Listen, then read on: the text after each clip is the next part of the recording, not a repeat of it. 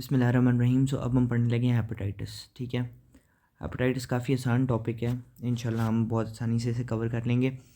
Hepatitis होता क्या है? Hepatitis is basically the inflammation of the liver and parenchyma. ठीक है, अब हेपेटाइटिस से हमारे दिमाग में बेसिकली ये आता है कि शायद सिर्फ वायरसेस हेपेटाइटिस कराते हैं, hepatitis A B C D, हमने नाम सुने होते हैं, हमें लगता है सिर्फ ये हेपेटाइटिस कराते हैं। नो, हेपेटाइटिस को अगर आप देखें तो बैक्टीरियाज भी करा सकते हैं, पैरासाइट्स भी करा सकते हैं, वायरसेस भी करा सकते हैं, ड्रग्स भी करा सकती हैं।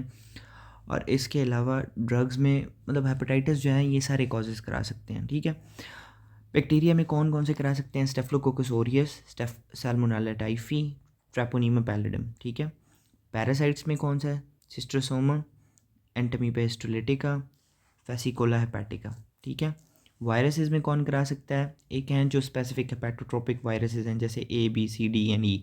ठीक है, और cytomegalo virus, Epstein Barr virus और येलो फीवर वायरस ये भी करा सकते हैं। ठीक है, ड्रग्स में अल्कोहल एंड एसिटोमेनोफिन।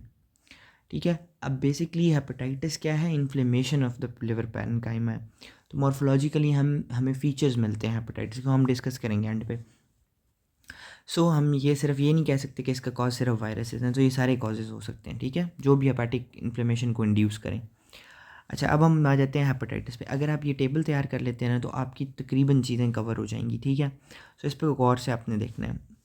अच्छा, अब हेपेटाइटिस ए वायरस को हम इन्फेक्शियस हेपेटाइटिस भी कहते हैं। ठीक है, क्योंकि इसमें ना एक्यूट हेपेटाइटिस होता है ज़्यादातर। अच्छा, हेपेटाइटिस बी, इसको हम सीरम हेपेटाइटिस भी कहते हैं। हेपेटाइटिस सी को non A non B post transfusion hepatitis कहते हैं, क्योंकि इसका सबसे बड़ा कॉज जो होता है ना वो मतलब इन्फेक्टेड नीडल्स और इन्फेक्टेड ट्रांसफ्यूजन्स उनकी वजह से होता है। ठीक है, हेपेटाइटिस बी को सीरम इसलिए कहते हैं, बेसिकली ये सेक्सुअल ट्रांसमिशन से सबसे ज़्यादा होता है, मतलब ट्रांसमिट, बट और भी कॉजेज़ हैं, इसलिए इसे नाम इसलिए दिया हुआ है। हेपेटाइटिस डी डेल्टा वायरस कहते हैं, क्योंकि इसको मतलब हेपेटाइटिस बी का प्रीवियस इन्फेक्शन चाहिए होता है उस पेशेंट का, मतलब ये खुद इटसेल्फ इफेक्टिव नहीं होता, बट इसको हेपेटाइटिस बी की असिस्टेंस चाहिए होती है। ठीक है, हेपेटाइटिस ई वायरस को हम कहते हैं non A non B enteric transmitted hepatitis. अब non A non B hepatitis C भी है, बट ये क्या है? Post transfusion. तो इस वर्ड से ही ना इसका मतलब जो रूट है वो हमें पता चल जाता है कि ये इंटेरिकली ट्रांसमिटेड है, मतलब फूड वायरस, फूड या कंटेमिनेटेड वाटर की वजह से ट्रांसमिट होता है। ठीक है, अब इनका जिनोम याद करना बड़ा आसान है कि हेपेटाइटिस बी वाहिद वायरस है जो डीएनए वायरस है और डबल स्ट्रैंडेड है, बाकी सारे सिंगल स्ट्रैंडेड आरएनए वायरसेस हैं। ठीक है, ये भी याद हो गया। फैमिली इन सब की डिफरेंट है।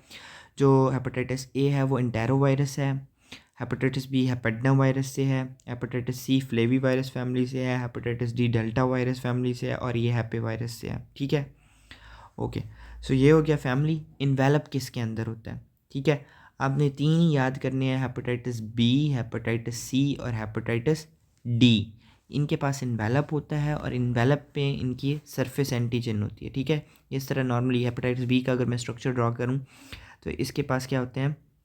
सरफेस होती है, जिसके पास सरफेस के ऊपर इस तरह एंटीजन होता है। ठीक है, फिर इन्वेलप होता है, उसके अंदर है ई एंटीजन होती है। ठीक है, इस पर सरफेस एंटीजन होती है, ई एंटीजन होती है, फिर इसका कोर होता है, उसमें कोर एंटीजन होती है। ये हेपेटाइटिस बी की बात कर रहा हूँ। ठीक है, जनरली स्ट्रक्चर बता रहा हूँ।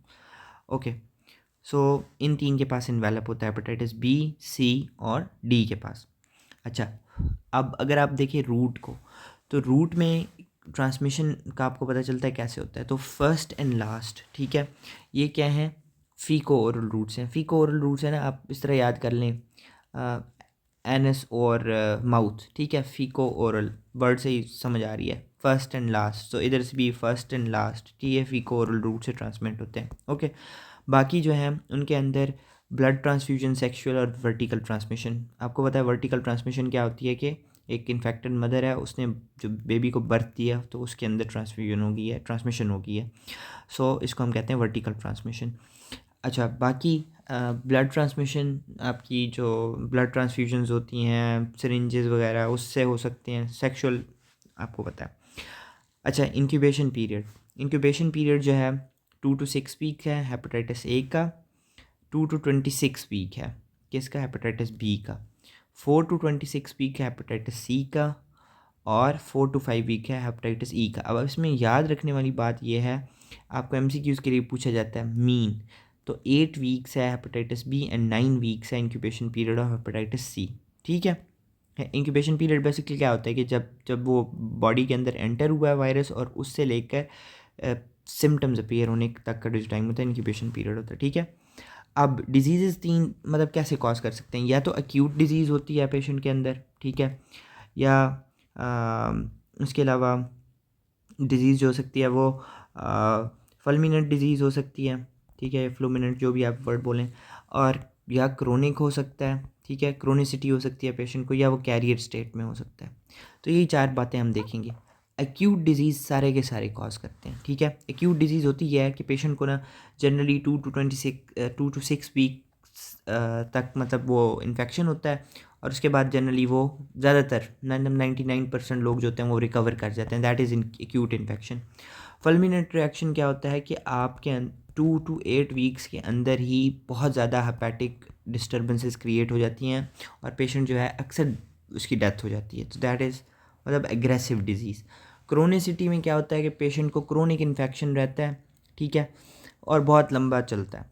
कैरियर स्टेट में क्या होता है कि पेशेंट जो होता है जनरली एसिम्प्टोमेटिक होता है, बट उसके अंदर कैपेबिलिटी होती है कि वो ट्रांसमिट कर सकता है। सही है, तो ये आपको बातें कुछ पता होनी चाहिए।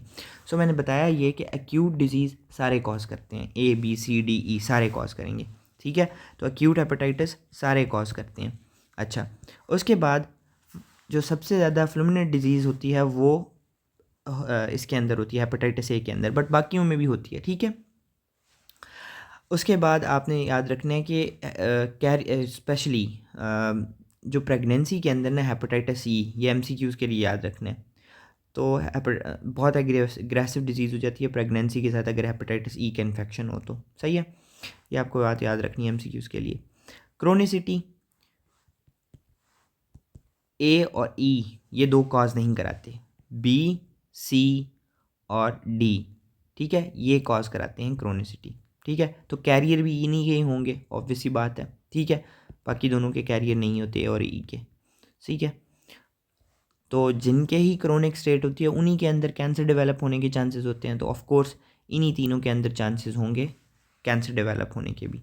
सही है, तो सिरोसिस भी इन्हीं के अंदर ही होगी क्योंकि क्रोनिक इन्फेक्शन के साथ सिरोसिस होती है, तो इन्हीं तीन के अंदर मतलब होगा। तो मैंने आपको भी अभी तक क्या क्या डिफरेंस बताए हैं।